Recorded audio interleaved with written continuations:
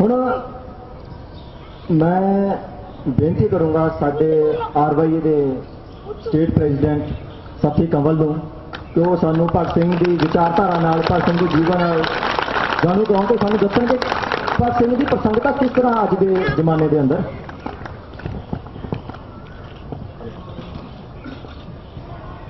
बहुत ही सत्कारयोग जो हमारे बाहर से मेहमान आए हैं, वकील साहब आए हैं, प्रोफेसर साहब आए हैं और हमारे विद्यार्थी साथियों और क्रांतिकारी हमारे लड़ाकू वर्कर साथियों, आज पंजाब इंजीनियरिंग कॉलेज के अंदर हम लोगों ने शहीद भगत सिंह की सोच का झंडा जो है उसको पक्के तौर पे गाड़ दिया है और हम समझते हैं इस बार के 23 मार्च के ऊपर हमारे उस महान शहीद के लिए यही सबसे सच्ची श्रद्धांजलि होगी कि उसको श्रद्धांजलि अर्पण करने वाले लोग वो कोई सरकारी लोग नहीं, वो किसी अपने निजी मुफाद के लिए उसको श्रद्धांजलि अर्पण नहीं कर रहे, बल्कि वो क्रांतिकारी वर्कर हैं जो इस देश के अंदर वर्ग संघर्ष के अंदर एक क्रांतिकारी भूमिका निभाते हुए समाजवाद के रास्ते के ऊपर देश को आगे बढ़ा रहे हैं, जो कि भगत सिंह का असली रास्ता है। साथियों, आज भले ही साथी भगत सिंह को गए इस दुनिया से 89 साल हो चुके हैं, लेकिन ये महानता उस शहीद की है कि 89 साल के बाद भी हिंदुस्तान की जनता उन्हें उसी उत्साह के साथ, उसी प्यार के साथ याद करती है और इस बात के ऊपर, इस बात का भी हमारी जनता के ऊपर कोई असर नहीं होता कि यहां का प्रशासन और यहां की पुलिस कितनी ही कोशिश कर रही थी कि ये कार्यक्रम ना हो और ये वर्कर और ये स्टूडेंट जो हैं ये श्रद्धांजलि अर्पण ना करें। बहुत जोर लगाया इन्होंने और तमाम जोर के बावजूद हम सब लोग पूरी निष्ठा के साथ, उत्साह के साथ यहां बैठे हैं और बहुत सारे विद्यार्थी साथी भी। हालांकि यहां तक दबाव अंदर वार्डन और बहुत सारे लोगों की तरफ से दिया गया कि जो इस प्रोग्राम के अंदर जाएगा उसको खमियाजा भुगतना पड़ेगा। गेट के ऊपर आज एक ऐसी सिक्योरिटी लगा दी गई जो यहां पहले कभी हमने नहीं देखी। पैक का गेट पूरी तरह इस तरह सील कर दिया जैसे अंदर कहीं कोई बहुत बड़ा हंगामा होने वाला। हालांकि बात सिर्फ इतनी थी कि हम लोग अपने महान शहीद को श्रद्धांजलि देना चाह रहे हैं। सो साथियों, इस शहीदी समारोह के अंदर आज मैनेजमेंट ने बहुत सारे सवाल खड़े कर दिए हैं हम लोगों के सामने, तो इस शहीदी समारोह के मौके पर ही हम जरूर उन सवालों के ऊपर भी चर्चा करेंगे। सबसे पहला सवाल हमारे सामने ये खड़ा किया गया कि किसी इंस्टीट्यूट को चलाने वाले वर्कर क्या वो इस इंस्टीट्यूट का हिस्सा नहीं होते? मैनेजमेंट ने कहा है कि नहीं होते। मैनेजमेंट ने कहा कि इंस्टीट्यूट के अंदर जो कार्यक्रम आयोजित करने के लिए सभागार बनाया गया है वो आप वर्कर लोगों के लिए नहीं है। यानी उन्होंने साफ साफ कह दिया कि आप हमारे इस इंस्टीट्यूट का हिस्सा नहीं हो। स्टूडेंट्स को उन्होंने कहा कि आप इसलिए नहीं मना सकते ये दिन यहां ऑडिटोरियम में क्योंकि आप RYA नाम की किसी संस्था के साथ जुड़े हुए हो। हम ये कहना चाहते हैं शहीद भगत सिंह ने भी नौजवान सभा बनाई थी। इस बात के लिए उनको भी क्या किसी कॉलेज के से या इस देश से बाहर निकाल दिया गया था? उन्होंने भी नौजवान भारत सभा बनाई थी। उन्होंने अपनी जिंदगी की शुरुआत लाहौर स्टूडेंट यूनियन से की। तो स्टूडेंट यूनियन के मेंबर बनना और स्टूडेंट यूनियन के या नौजवान सभा के मेंबर बनना अगर ये गुनाह है इस मैनेजमेंट की नजर से, तो फिर हम पूछना चाहते हैं कल 23 मार्च को ये लोग क्यों ऑडिटोरियम के अंदर एक समागम जो है उसको करने जा रहे हैं?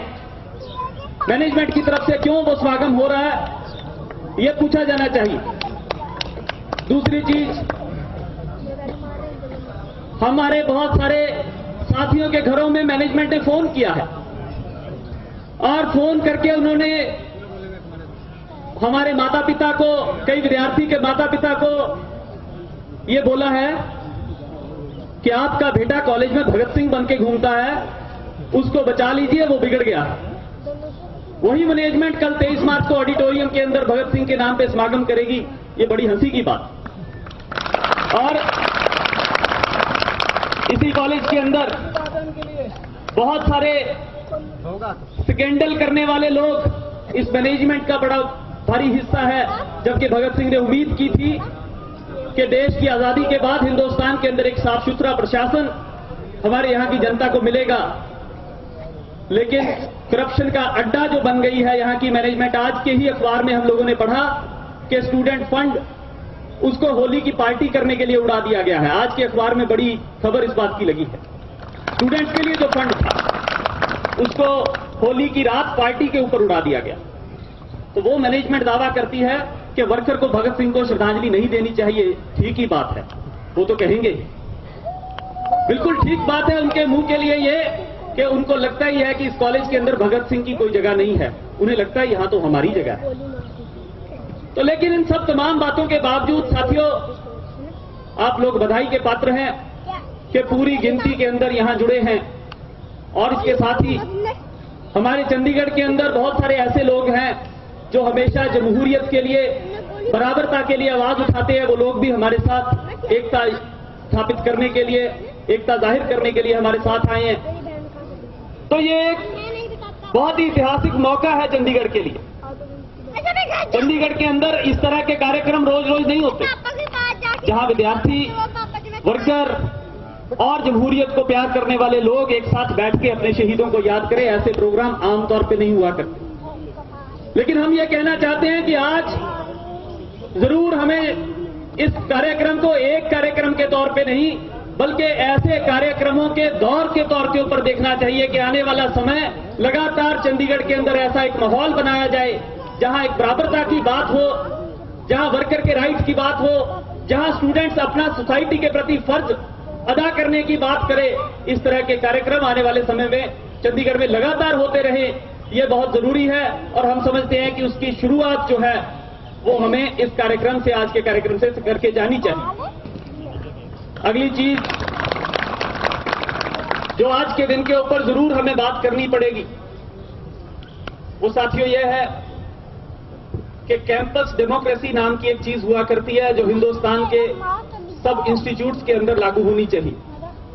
कैंपस डेमोक्रेसी से हमारा मतलब है कि कोई भी इंस्टीट्यूट अगर चलता है, एजुकेशनल इंस्टीट्यूट है, तो उसके अंदर विद्यार्थी और मैनेजमेंट जो है वो दोनों उन एक दूसरे की सहमति से फैसले लें। इसके लिए एक मैकेनिज्म पूरे दुनिया भर में, पूरे देश भर में बना हुआ है, लागू है। वो मैकेनिज्म है कि स्टूडेंट काउंसिल की इलेक्शन होती है हर कॉलेज के अंदर। हर यूनिवर्सिटी को सुप्रीम कोर्ट का यह ऑर्डर है, करीब 7-8 महीने हो चुके उस ऑर्डर को पास हुए, कि 5 साल के अंदर अंदर हर यूनिवर्सिटी को स्टूडेंट काउंसिल का इलेक्शन करवाना है। तो वो बात से पैक का कैंपस भी बरी नहीं है। हम समझते हैं ऐसा कोई मैकेनिज्म बने जिसमें स्टूडेंट्स जो है वो चुनाव के जरिए सब स्टूडेंट्स की नुमाइंदा करने वाले स्टूडेंट्स आगे आए और वो बैठ के एक कमेटी के अंदर अपने कैंपस के लिए नियम निर्धारित करें। वहां के लिए जो खर्चा है, कैंपस का जो बजट है, उसको डिस्कस करें और जो जरूरतें हैं विद्यार्थियों की या मैनेजमेंट की या वर्कर्स की, उन सब के ऊपर ध्यान दे। ऐसी कमेटी इस इंस्टीट्यूशन के अंदर बननी चाहिए। लेकिन ऐसी कमेटियां जो हैं वो लंबे समय से काफी सारे इंस्टीट्यूशन में नदारत हैं और इसलिए हम लोगों को आज के प्रोग्राम से ये भी सोचना चाहिए कि भगत सिंह ने जो सवाल बुनियादी उठाया था बराबरता का, उस सवाल का आज से यहां एक मिशन बना के हम लोगों को जाना पड़ेगा कि आने वाले समय के अंदर पैक के अंदर ये माहौल ना बने कि स्टूडेंट्स दो बातें इकट्ठे बैठ के करना चाहते हों तो 11 सेक्टर के थाने के एसएचओ साहब को अपनी सारी फोर्स के साथ यहां आना पड़ जाए। AK-47 और लाठियां लेके यहां पे लोग पहुंचे हैं वर्दी डाल के, जैसे क्रिमिनल्स के लिए जाया करते। मुझे शक है ये लोग क्रिमिनल्स के लिए इतने ही इफेक्टिव होते हैं या नहीं। क्राइम तो बंद नहीं हुआ, क्राइम तो लगातार बढ़ता जा रहा है चंडीगढ़ के अंदर। लेकिन स्टूडेंट्स आवाज उठाएंगे तो उनके मुंह में डंडा ठूसने के लिए, उसके लिए जरूर 11 सेक्टर के एसएचओ साहब को कष्ट करना पड़ा। इस बात का हमें बहुत अफसोस है। ये अच्छी बात नहीं है, किसी जमहूरियत के लिए ये कोई अच्छी बात नहीं है कि वहां की पुलिस वहां के विद्यार्थियों और वहां के वर्करों के ऊपर